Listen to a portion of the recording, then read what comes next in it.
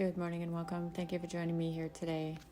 If you found yourself here, there may be a message for your healing journey, soul's evolution, transformation, and or simply information.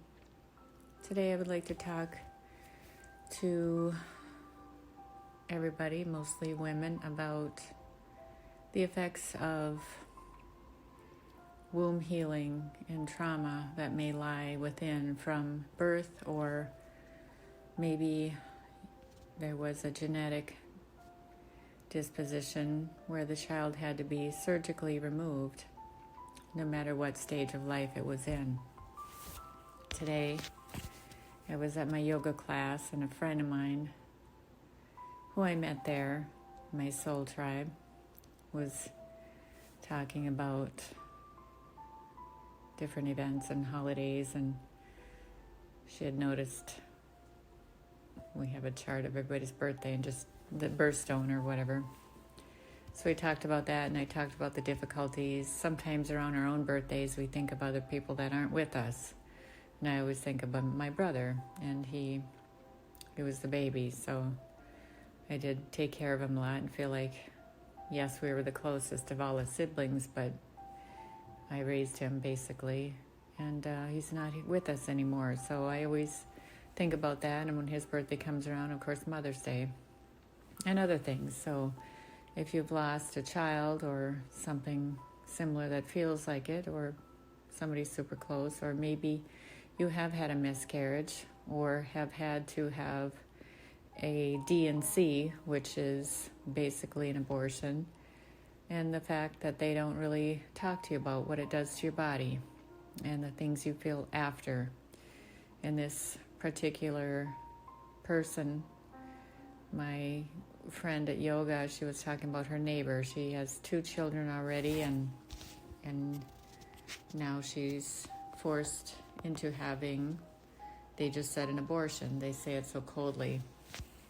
And lack of compassion to a live baby in your body.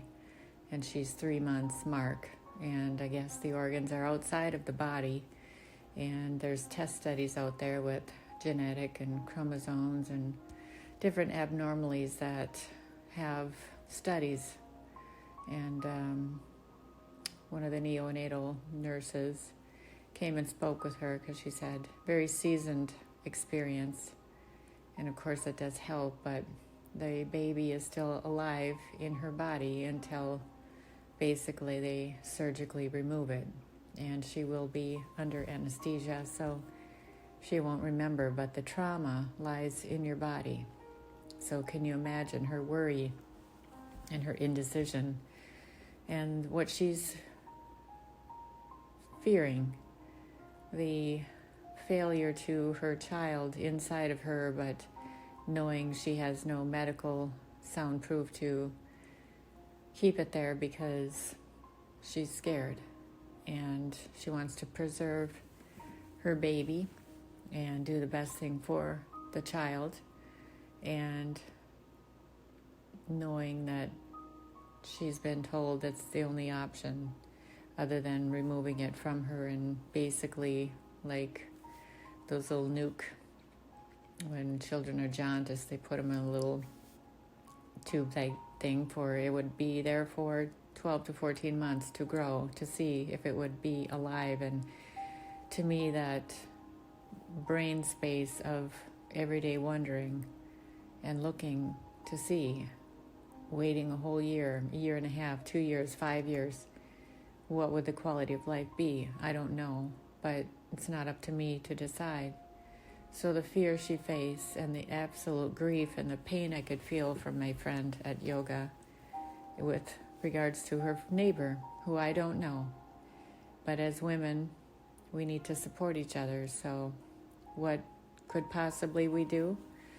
Well, I said maybe we can pray for her, or have a GoFundMe, or maybe we can bring dinners or help with the other children. Why? Because it's not a time and space where you break an ankle and you put a cast on and you wait so many weeks and you take it off and you have to be gentle, or you had knee surgery or back surgery or eye surgery.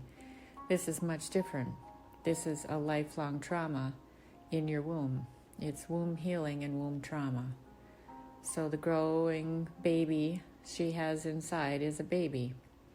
And I offered to work with her now and after if she chooses to, but that's up to her. And maybe she's a part of a group, or she'll find friendly neighbors to support her, but it's not just the day after she comes home, or really it's outpatient. It's just like one moment it's there and then the next it's not. So I asked a few questions if it would be sort of a study, and she said yes, it would be. And so they could study why these things happen is important, but what happens to, the child after? Is she going to have a service? And we could all help with that, because it's important for closure, not just removing it from your body and then living with it in your brain space or not. A lot of women can have psychological problems, and women that have had abortions, whether it's by choice or force, do suffer from that. You have guilt, shame, fear, and the acceptance of it. Or somebody told you to do it, that's a whole nother story. Or if you were raped, absolutely another story. You still have to have counseling for your body, mind, and soul to find peace, because what you don't want to leave your body with, that trauma, is failure. Failure to provide a safe place for the baby to be nurtured and grown. So the fear she has, and the forgiveness to herself and to her child and to whomever, she faces all these things, and her self-esteem. Her indecision will be made by medical professionals, or it would probably be her life. So worrying about everything in life, her other 2 children, her relationship with her spouse, all of these things, her own health. Can you imagine the courage it takes for her to make this decision? It broke my heart. I had goosebumps from head to toe, and we were tearing up, trying to hold our poses. And so it was okay to have a sacred space to say, everybody in Shavasana, if you know what that is, laying down, placing your hands on your womb and just holding it there like a warm blanket, and just hold your sacred space and heal it with the intention to heal and anybody else who's had those traumas in their body. For womb healing is preserving oneself.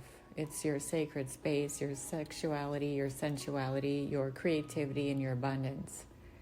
So when that is scarred and traumatized, it can have a devastating effect. You can blame, and I've worked with couples before that blame each other for the loss, whether the child is 18 or maybe they were stillborn or it was a miscarriage. But the bigger picture is God, or whoever you believe in, has a plan. Sometimes these children come in for different reasons, for their own experience, and they choose us as parents, and vice versa. But my encouraging words to her would be that you're going to be okay. And this was something so you can feel love from this child who wanted to feel you and your love, and vice versa. And now their time to return home, to transform and heal. You will too heal.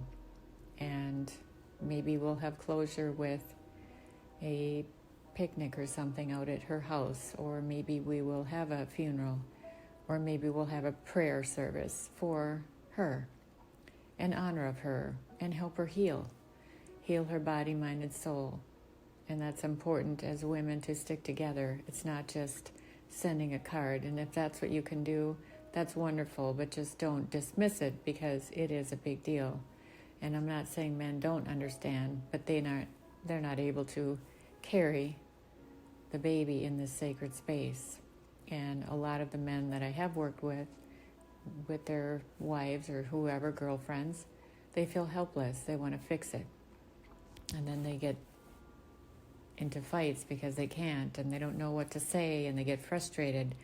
So the thing is, sometimes just sitting there and saying nothing is better, and sometimes each day is different. So yes, it can be triggering to couples in their space. But if you can't verbally say it, just write a note. I just need to go sit outside, or I just need to sit, or I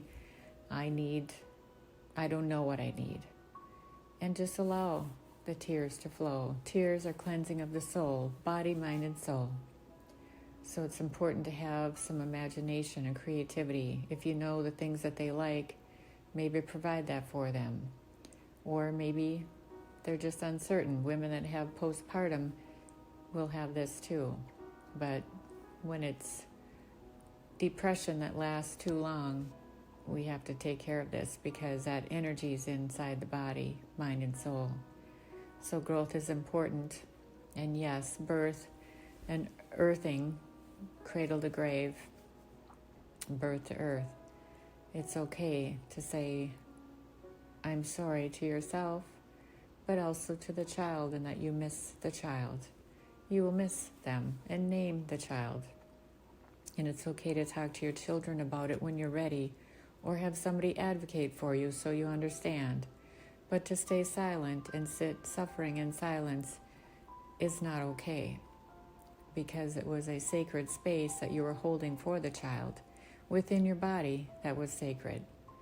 So you both have traumatic experiences that need to be healed. So trust is important, and faith over fear, and not judgment or shame. And definitely try to be gentle with yourself.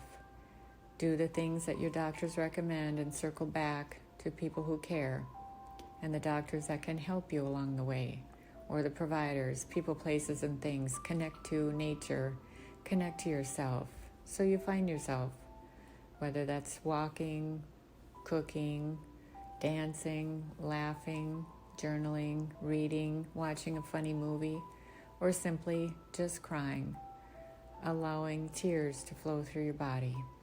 And that's okay. And maybe you have a legacy to write. Maybe you can write and help others about your experience.